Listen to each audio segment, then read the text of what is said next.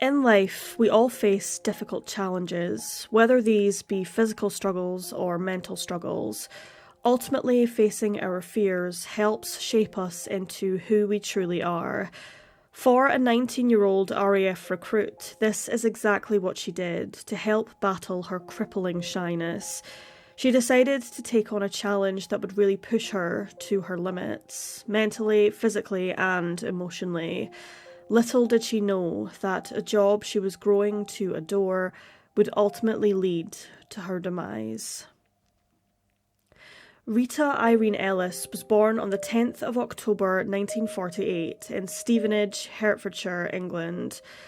According to her family and friends, Rita was a well-liked and very bubbly girl, but she was also quite shy and could be quiet at times. On the 28th of April 1967, 19-year-old Rita joined the WRAF, the Women's Royal Air Force. Rita completed her basic training at RAF Spitalgate in Grantham, in Lincolnshire, before heading to RAF Halton in Buckinghamshire. On Saturday the 11th of November 1967, Rita was due to babysit for Wing Commander Roy Watson and his wife, who were planning on going out for the evening. That night, Rita was working in the kitchens at the Princess Mary's Royal Air Force Hospital. She was a cook at the time, having been on a break from her nursing course. She worked until around 7 p.m, when she went back to the RAF Halton accommodation where she stayed. She was accompanied by a fellow recruit named Stephen Tank and his girlfriend Liz, who left Rita at around 7:25 p.m, where the pair then departed for a date. As planned, Wing Commander Watson arrived at the WRAF block at around 7:40 p.m, but upon his arrival he did not see Rita anywhere, despite telling her to be there early. Roy waited for approximately 15 minutes, after which he went back to pick up his wife and returned to the base. This was because Roy wasn't permitted to enter the female block because of RAF rules at the time, stating that males could not enter the female wing and vice versa. After searching for Rita from around 7:55 to 8:10 p.m, Mrs. Watson returned to the car and informed her husband that Rita was nowhere to be found. Many believed it possible that Ellis could have gotten into the wrong car, due to the fact that she had never actually met Wing Commander Watson prior to that night, not to mention that due to her very shy nature, she likely would not have questioned the driver's identity. According to witness testimonies, Rita was reportedly last seen at around 8 p.m. on the 11th of November, which seemingly contradicted what the wing commander and his wife testified to. However, according to a memorial site, a woman named Pauline Badger claimed that she was most likely the last person to see Rita alive. Badger claimed that she waved her friend off into a white car, who they believed to have been the wing commander, Roy Watson. But due to the time and place set by Rita and Roy, she nor Pauline had any reason to doubt that the driver was Watson. Pauline bid her friend adieu, and she never saw Rita again. According to Pauline Badger, a nurse at RAF Halton at the time who had taken Rita under her wing, claimed that on the Tuesday prior to her disappearance, Ellis voiced concerns to her that she felt that she was going to be attacked in the coming days. On the night of November 11th, the RAF camp was extremely busy, as they were holding two separate events that evening, a bingo and a disco, so the grounds were unusually busy. They had over 100 civilian guests as well as over 1,000 personnel present on site. At the time, the camp was training a lot of new recruits, including Rita herself, which was why it was so busy that night.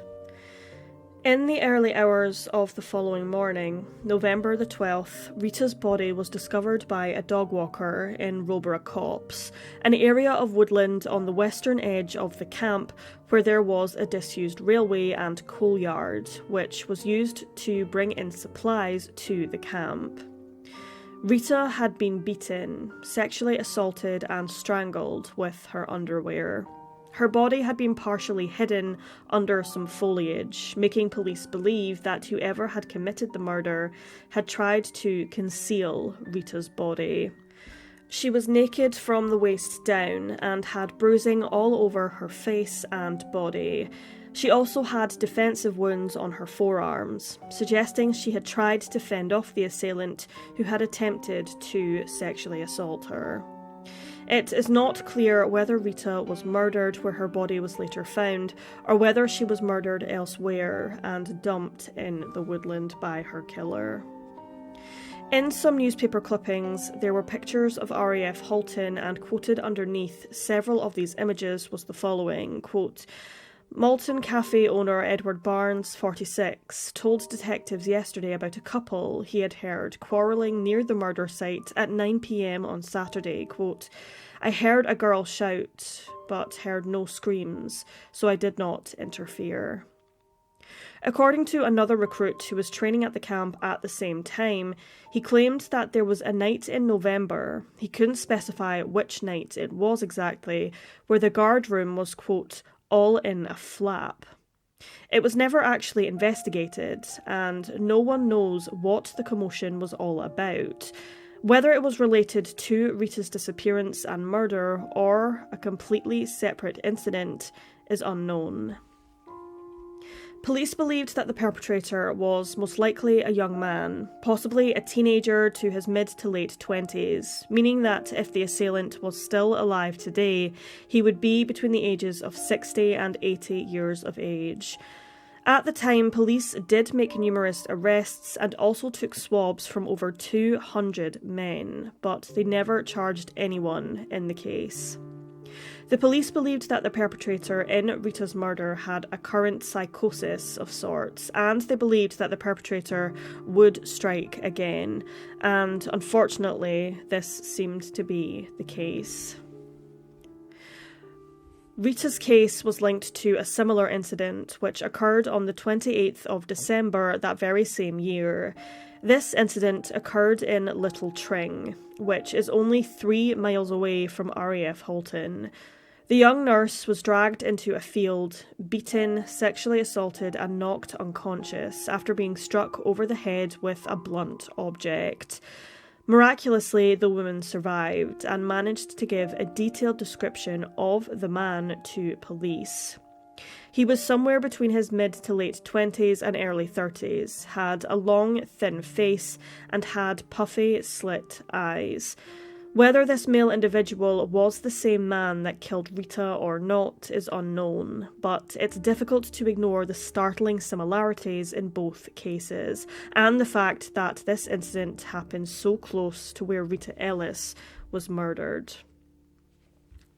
It was revealed in 2012 that just 1 month after the attack on the nurse, a 15-year-old girl was aggressively approached by a man with a similar description. But once again, whether or not this was the same perpetrator or was the man involved in Rita Ellis's murder is unknown.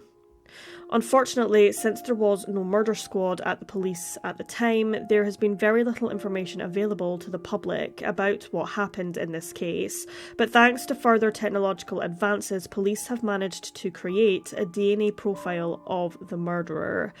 Despite this, his DNA has never been matched to anyone in the UK database, nor did it match any of the 200 men the police had taken samples from at the RAF base, including Wing Commander Watson. The reports, correspondence and statements regarding this case won't be published until at least the 1st of January 2070. According to various rumours around the camp, after Rita's murder, the perpetrator was allegedly an American airman who was either over for training purposes or for intelligence sharing purposes, this being quite common at the time. Personnel from America and from Europe trained all over the world. If the perpetrator was American or a recruit from outside of the UK, his DNA would not have been on the UK database. The aircraft woman's sister, Tina Streeter, who was just 10 years old at the time her sister was killed, is quoted as saying, "We just want justice for Rita. Someone somewhere must have information.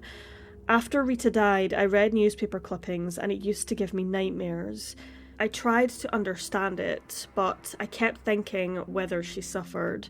Those things went through my head even as a 10-year-old. Rita's murder has had a huge impact on me and my family. My mother and Rita were incredibly close. They were more like sisters. My mother was never the same after Rita died, and after battling numerous illnesses, my mother coincidentally died on the same day as Rita, the 11th of November in 1994. Tina said that Rita was a wonderful person who was kind and so caring. She was very supportive, and despite being very shy and afraid of a lot of things, her sister believed that having Rita go into the RAF was the best thing for her to help battle her shyness. It gave her a confidence that she had never had before. In 2017, on the 40th anniversary of Rita's death, the Thames Valley Police reopened her cold case, appealing for anyone to come forward with any information that could potentially lead to the murderer's identity. A further appeal for information was issued in 2020, and the latest update in this case came in mid-2023, when Pauline Badger, the stewardess friend of Rita, claimed in a book titled "We All Go Into the Dark: The Hunt for Bible John," written by Francisco Garcia, claimed to have watched a true crime documentary in which she recognised the infamous serial killer Ephit of Bible John as a Scottish technician in the medical lab at the RAF base, and theorised that Rita may have been one of Bible John's earliest victims. Badger told Garcia in his book, quote, "I thought, well, this documentary is on, I'll watch it. I know people think it was Peter Tobin, but I don't think it was him. I'd seen him before, and like I'd seen him again, more than seen, felt him." According to an article published on The Mirror, the technician had been posted abroad following Rita's murder, meaning that during Bible John's killing spree, the technician was technically on leave. These suspicions were recanted to Thames Valley Police and are reportedly being looked at. Bible John, Scotland's most notorious unidentified serial killer, has never been unmasked or brought to justice. Is it possible that he was involved in Rita's death? Or is it just purely coincidence that the technician in question bared striking similarities to the Ephit that Badger saw? The Ellis family have always tried to be as positive as possible, despite there being very little information to work with. The family have, however, acknowledged that since this case occurred over 50 years ago, that the perpetrator may possibly be already deceased. All the Ellis family want is justice, and we hope that with advances in forensic technology, Rita's killer will one day be found and punished accordingly.